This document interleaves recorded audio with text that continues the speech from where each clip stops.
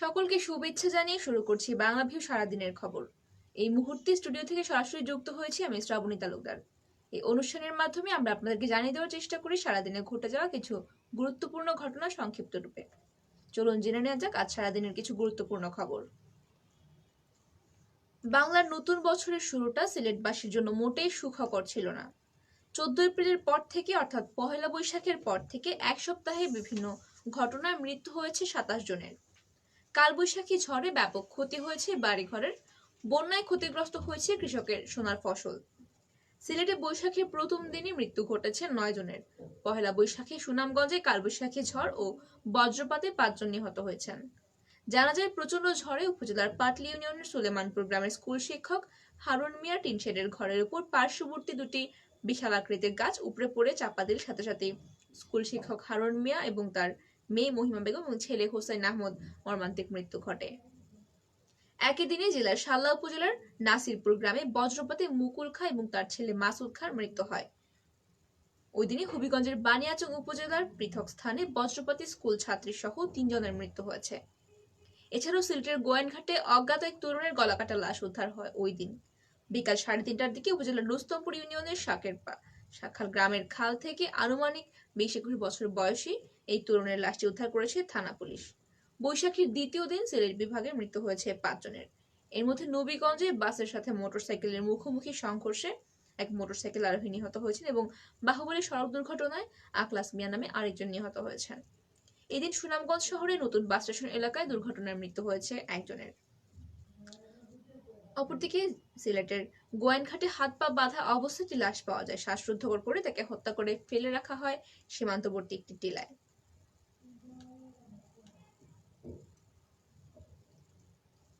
এদিকে পহেলা বৈশাখের পর থেকে বিভিন্ন জেলা এবং উপজেলার কালবৈশাখী ঝড় ও শিলাবৃষ্টিতে ঘরবাড়ির ব্যাপক ক্ষয়ক্ষতি হয়েছে। এছাড়াও ভারতের পাহাড়ি ঢলে কৃষকের সোনার ফসল পানিতে তলিয়ে গেছে।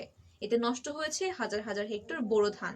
ফলে বছরের নতুন মাসটি যেন সিলেটের জন্য অমঙ্গল বয়ে নিয়ে এসেছে।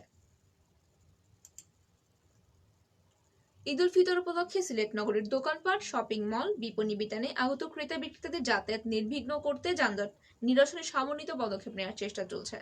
এই উপলক্ষে মঙ্গলবার নগর ভবনে সিলেট সিটি কর্পোরেশন আহ্বানে ত্রিপক্ষীয় বৈঠক অনুষ্ঠিত হয়েছে। বৈঠকের সিদ্ধান্ত অনুযায়ী ঈদ উপলক্ষে বিশেষ এই পদক্ষেপ বাস্তবায়নে সিলেট সিটি কর্পোরেশন, সিলেট মহানগর পুলিশ এবং সিলেটের সকল পরিবহন মালিক শ্রমিক সংগঠন সমন্বিতভাবে দায়িত্ব পালন করবেন। সিসিক মেয়র আরিফুল হক চৌধুরীর সভাপতিত্বে অনুষ্ঠানে বৈঠকের সিদ্ধান্ত হিসেবে সমন্বিতভাবে যানজট নিরসনে বিভিন্ন পদক্ষেপ আজ থেকে ধাপে ধাপে বাস্তবায়ন করা হবে। সিলেটে ঈদ বাজার নিরাপদ রাখতে আইন শৃঙ্খলা রক্ষাকারী বাহিনীর প্রতি বিশেষ নজরদারির আহ্বান জানিয়েছেন মেয়র।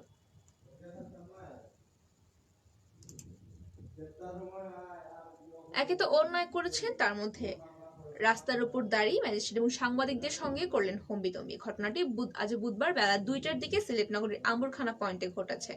জানা গেছে অভিযুক্ত ব্যক্তি নাম জুবায়ের আহমেদ, তার বাড়ি সিলেটের ফেঞ্চুগঞ্জে। সিলেট নগরের বিভিন্ন রাস্তায় অবৈধ পার্কিং ঠেকাতে অভিযানে নেমেছে সিলেট সিটি কর্পোরেশন।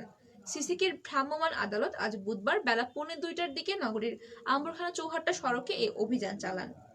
এ সময় আম্বরখানা পয়েন্টের অদূরে রাস্তায় কালো রঙের একটি প্রাইভেট কার অবৈধভাবে পার্কিং করে রাখা অবস্থায় দেখতে পেয়ে ভ্রাম্যমাণ আদালত গাড়ির চালক জুবায়ের আহমেদকে খুঁজে বের করে জরিমানা করতে যান। এ সময় নির্বাহী ম্যাজিস্ট্রেট সহ ভ্রাম্যমাণ আদালত পরিচালনাকারী সকলের সঙ্গে অসৌজন্যমূলক আচরণ করেন এবং উত্তেজিত কণ্ঠে কথাবার্তা বলেন জুবায়ের। এছাড়া ওই সময় সেখানে উপস্থিত পেশাগত দায়িত্ব পালনকারী সাংবাদিকদের সঙ্গেও মারমুখী আচরণ করেন তিনি। পরে তাকে 2000 টাকা জরিমানা করে ভ্রাম্যমাণ আদালত।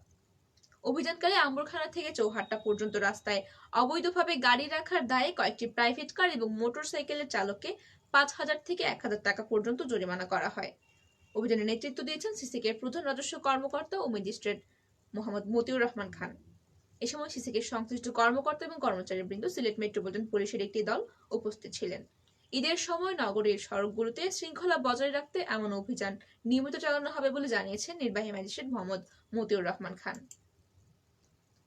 মৌলভীবাজারের কুলাউড়ায় ট্রেনে কাটা পড়ে এক অজ্ঞাত পরিচয়ের নারী নিহত হয়েছেন। মঙ্গলবার 19 এপ্রিল রাতে উপজেলার কাদিপুর গ্রামের গুপ এলাকায় রেললাইন থেকে নিহতের মরদেহটি উদ্ধার করে রেলওয়ে থানা পুলিশ। পরে ওই অজ্ঞাত নারীর মরদেহ আজ বুধবার সকালে ময়নাতদন্তের জন্য মৌলভীবাজার সদর হাসপাতালের মর্গে প্রেরণ করা হয়। বিষয়টি নিশ্চিত করে কোলাউড় রেলওয়ে থানার ওসি কামাল হোসেন জানিয়েছেন, গুপ্তগ্রাম এলাকার রেললাইনে ট্রেনে একটি কাটা লাশ দেখতে পান এবং পুলিশকে খবর দেন স্থানীয়রা। পরে পুলিশ গিয়ে অজ্ঞাত ওই নারীর মরদেহ উদ্ধার করে থানায় নিয়ে আসে। ধারণা করা হচ্ছে ট্রেন কাটা পড়ে ওই অজ্ঞাত নারীর মৃত্যু হয়েছে। তিনি আরো বলেন, ঘটনাটি কখন ঘটেছে তা কেউ বলতে পারেনি। মরদেহ ময়নাতদন্তের জন্য মর্গে পাঠানো হয়েছে। ময়নাতদন্তের প্রতিবেদন শেষ করে বিস্তারিত কারণ জানা যাবে।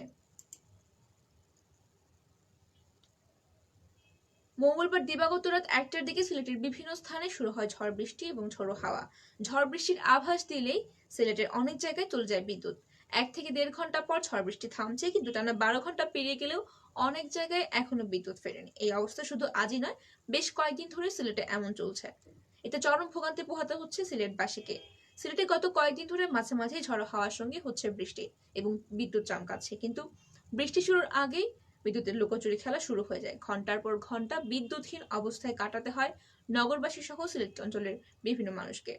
গ্রাহকদের অভিযোগ, একটু বাতাস কিংবা বৃষ্টি হলেই বিদ্যুৎ বিভাগ সংযোগ বন্ধ করে দেয়। ঘন্টার পর ঘন্টা অপেক্ষা করেও বিদ্যুৎ সংযোগ পাওয়া যায় না, আবার সংযোগ দিলেও কিছুক্ষণ পরপর ফের বিচ্ছিন্ন করে দেওয়া হচ্ছে। তবে বিদ্যুৎ বিভাগ বলছে, ঝোড়ো হাওয়ার সঙ্গে যখন বিদ্যুৎ চমকায় তখন সঞ্চালন লাইন বন্ধ করে দেওয়া হয়। বড় ধরনের ক্ষতির আশঙ্কায় এই পদক্ষেপ নেওয়া হয়। আর ঝড় বৃষ্টিতে লাইনের উপর গাছপালা সহ অনেক কিছু পড়ে ক্ষয়ক্ষতি হয়, তাই পুনরায় সংযোগ দিতে অনেক দেরি হয়ে যায়। এবারে জাতীয়। রাজধানীর নিউ মার্কেটের সামনে দোকান কর্মচারী এবং ঢাকা কলেজের সামনে শিক্ষার্থীরা অবস্থান নিয়েছেন, ফলে ওই এলাকায় আবারও উত্তেজনা ছড়িয়ে পড়েছে। এই সময় সেখানে কয়েকটি ককটেল ফাটানোর শব্দ শোনা যায়।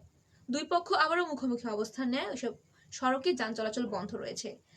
জানা গেছে, আজ বিকেলে নিউ মার্কেট খুলে দেওয়া হয়েছে এমন খবরে ক্যাম্পাসে ছড়িয়ে পড়লে ঢাকা কলেজের ফটকের সামনে জড়ো হতে শুরু করেন শিক্ষার্থীরা। পরে তারা নিউ মার্কেট খোলার প্রতিবাদে বিক্ষোভ শুরু করেন। একই সময়ে নিউ মার্কেটের সামনের আশেপাশে এলাকার ব্যবসায়ী এবং দোকান কর্মচারীরাও অবস্থান নেন। ঢাকা কলেজের শিক্ষার্থীদের দাবি, গত দুদিন ধরে চলা সংঘর্ষের ঘটনার সুষ্ঠু ব্যবস্থা না নেওয়া পর্যন্ত নিউ মার্কেটের কোনো দোকান খোলা যাবে না। এদিকে শিক্ষার্থীদের সঙ্গে দফায় দফায় ব্যাপক সংঘর্ষের পর নিউ মার্কেট এলাকার দোকানগুলোর ছাদে সাদা পতাকা উড়িয়েছেন ব্যবসায়ীরা। এর মাধ্যমে আর সংঘর্ষ নয়, শান্তি চাই, এই বার্তা দেওয়া হচ্ছে বলে জানিয়েছেন তারা। আজ বুধবার মার্কেটের প্রতিটি ফটকে টানানো হয় সাদা পতাকা। এই বিষয়ে নিউ মার্কেট জোনের এডিসি শাহেনশান মাহমুদ গণমাধ্যমকে বলেন, ব্যবসায়ীরা প্রত্যেক মার্কেটে সাদা পতাকা উড়িয়েছে। ঢাকা কলেজের কর্তৃপক্ষের সঙ্গে তারা কথা বলেছে, বিষয়টা দ্রুতই সমাধানের চেষ্টা চলছে। এর আগে বিকেলের দিকে নিউ মার্কেট এলাকায় হঠাৎ করে উত্তেজনা দেখা দেয়। এমন সময় মার্কেটের সামনে দোকান কর্মচারীরা এবং ঢাকা কলেজের সামনে শিক্ষার্থীরা অবস্থান নেন। ঢাকা কলেজের শিক্ষার্থীরা এবং নিউ মার্কেটের ব্যবসায়ীদের মধ্যে সোমবার রাত থেকে মঙ্গলবার দিনভর থেমে থেমে ব্যাপক সংঘর্ষ হয়েছে। ওই রাতে এলাকায় রণক্ষেত্রে পরিণত হয় এবং সাংবাদিক, শিক্ষার্থী সহ অর্ধশতাধিক আহত হয়েছেন। ওই সংঘর্ষের মধ্যে পড়ে নাহিদ হোসেন নামে এক কুরিয়ার সার্ভিস কর্মী প্রাণ হারিয়েছেন। তিনি মঙ্গলবার বাসা থেকে বের হয়ে ওই এলাকায় সংঘর্ষের মধ্যে পড়ে গিয়ে আহত হন এবং মঙ্গলবার রাতে চিকিৎসাধীন অবস্থায় ঢাকা মেডিকেল কলেজে মারা যান। এছাড়া আরও একজন আইসিইউতে ভর্তি রয়েছেন। বিএনপির আন্দোলন কোন ঈদের পর সেটি জানতে চেয়েছেন তথ্যমন্ত্রী হাসান মাহমুদ। ঈদের পর বিএনপি অন্যান্য দলকে নিয়ে আন্দোলনে নামবে, এমন মন্তব্যের জবাবে তিনি এই প্রশ্ন করেছেন। তথ্যমন্ত্রী বলেন, তাদের আন্দোলন কোন ঈদের পরে 12-13 বছর ধরেই শোনা যাচ্ছে, রোজার পরে, বার্ষিক পরীক্ষার পরে, ঈদের পরে। কোন ঈদের পরে সেটি খোলাসা করে জানতে চেয়েছেন তিনি। আজ বুধবার দুপুরে সচিবালয় তথ্য অধিদপ্তরের সম্মেলন কক্ষে ঢাকা রিপোর্টার্স ইউনিটির নবনির্বাচিত পরিষদের সদস্যদের সঙ্গে তথ্যমন্ত্রী মতবিনিময় করেন। এরপর সাংবাদিকদের প্রশ্নের জবাবে মন্ত্রী এসব কথা বলেন। প্রধান তথ্য অফিসার মোহাম্মদ শাহিনুর রহমান, ডিআরআই সভাপতি নজরুল ইসলাম মিঠু, সাধারণ সম্পাদক নুরুল ইসলাম হাসিব সহ অন্যান্যরা আলোচনায় অংশ নিয়েছিলেন। এতক্ষণ শুনছিলেন জাতীয়। এবারে আন্তর্জাতিক। ত্রিপুরা রাজ্যের পর্যটন মন্ত্রী প্রাণজিৎ সিংহ বলেন, ভাষা সংস্কৃতি ছাড়া দুই দেশের মধ্যে বাণিজ্য সম্পর্ক রয়েছে। 1971 সালের মুক্তিযুদ্ধের সময় এই রাজ্যের অগণিত মানুষ সহায়তার হাত বাড়িয়ে দিয়েছিলেন। এজন্য বাংলাদেশ সরকার বিভিন্ন সময়ে কৃতজ্ঞতা স্বীকার করেছে। এর মধ্যে মুক্তিযুদ্ধের স্মৃতি বিজড়িত বিলোনিয়ার মৈত্রী উদ্যান ভারত বাংলাদেশ দুদেশের ভ্রাতৃত্বের প্রতীক। বাংলাদেশের মানুষ ত্রিপুরা সফরে এলে সেটা একবার ঘুরে দেখে আসেন। পর্যটন মন্ত্রী আরো বলেন, আগামীতে ফেনী নদীর উপরে গড়ে ওঠা সেতু চালু হলে দুই দেশের মধ্যে বাণিজ্যের পরিমাণ আরো বৃদ্ধি পাবে। আগে থেকে আগরতলা ঢাকা বাস সার্ভিস চালু রয়েছে এবং বাংলাদেশ সরকার অনুরোধ জানিয়েছেন চিটাগাং থেকে কুমিল্লা হয়ে আগরতলা পর্যন্ত নতুন বাস সার্ভিস চালু করার।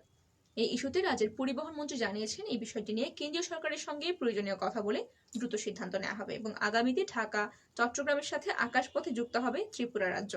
এছাড়াও নিশ্চিন্তপুর হয়ে বাংলাদেশের সঙ্গে রেল যোগাযোগ সম্প্রসারণ হচ্ছে। এর পাশাপাশি জলপথে দাউদকান্দি থেকে সোনামুড়া হয়ে উদয়পুরের মহারানী পর্যন্ত নৌ পরিষেবা যুক্ত হবে। পাত্র পছন্দ ছিল না পাত্রীর। বাড়িতে জানানোর পরেও পাত্রীর সেই কথা শুনতে চাননি পরিবারের কোনো সদস্য। তাই হবু বরের গলায় ছুরি চালিয়ে তাকে গুরুতরভাবে জখম করেছেন এক তরুণী। ভারতের অন্ধ্রপ্রদেশের বিশাখাপত্তর চোভারডাঙ্গা এলাকায় এই ঘটনাটি ঘটেছে। বুধবার দেশটির গণমাধ্যম হিন্দুস্তান টাইমসের এক প্রতিবেদনে তথ্যটি তুলে ধরা হয়েছে। অভিযুক্ত পাত্রীর নাম পুষ্পা। ঘটনায় খুনের চেষ্টায় অভিযোগ স্বীকার করেছেন ওই পাত্রী। পাত্র Ramu Naidu councillor of scientific and industrial রিসার্চের একজন বিজ্ঞানী। জানা যায়, রামু নাইডুর সঙ্গে তার বিয়ে ঠিক করেছিল পরিবার। ছেলে দেখার পর রামুকে পাত্র হিসেবে বেছে নিয়েছিল পুষ্পার পরিবার, কিন্তু প্রথম থেকে সেই বিয়েতে রাজি ছিল না পুষ্পা। পাত্রকে নিয়ে হাজার অপছন্দের কথা পরিবারকে জানালেও তাতে কোনো কাজ হয়নি। অগত্যা পুষ্পার অসম্মতিতে সম্বন্ধ পাকা করে ফেলে তার পরিবার। বিয়ের দিনক্ষণও ঠিক হয়ে যায়। সামনের মাসেই তাদের বিয়ে হওয়ার কথা ছিল, তাই বিয়ের জন্য কেনাকাটা এবং তোড়জোড় শুরু হয়ে গিয়েছিল। হবু বর এবং দুই পক্ষের পরিবার নিয়ে অনেক পরিকল্পনাও সেরে ফেলেছিলেন। কোনোভাবে রীতিকে বাঁচাতে চাইছিলেন হবু কনে। তারপর হবু বরকে পৃথিবী থেকে সরিয়ে দেওয়ার পরিকল্পনা করেন তিনি। এই জন্য পাত্রকে একটি সারপ্রাইজ ডেটের জন্য ডাকেন তিনি এবং পরে ছুরি চালিয়ে হবু বরের গলায় ছুরি চালিয়ে তাকে জখম করেন। সুপ্রিয় দর্শক শ্রোতা, এতক্ষণ শুনছিলেন সারাদিনের বিভিন্ন খবর। শেষ করার আগে জানিয়ে দেব সারা দেশের করোনা ভাইরাস পরিস্থিতি। দেশে সর্বশেষ 24 ঘন্টায় আরো একজনের মৃত্যু হয়েছে করোনায়। এ সময় নতুন করে করোনা শনাক্ত হয়েছে 28 জনের। আগের দিন এই সংখ্যা ছিল 50। স্বাস্থ্য অধিদপ্তরের তথ্য অনুযায়ী গত 24 ঘন্টায় 5098টি নমুনা পরীক্ষা করা হয় এবং পরীক্ষার বিপরীতে শনাক্তের হার 0.55। আগের দিন এই হার ছিল 0.90। গত 24 ঘন্টায় মৃত্যুবরণকারী নারী ঢাকা বিভাগের। এতক্ষণ শুনছিলেন সারাদিনের বিভিন্ন খবর। সঙ্গে থাকার জন্য অসংখ্য ধন্যবাদ। সবাই ভালো থাকুন, সুস্থ থাকুন এবং আমাদের সঙ্গেই থাকুন।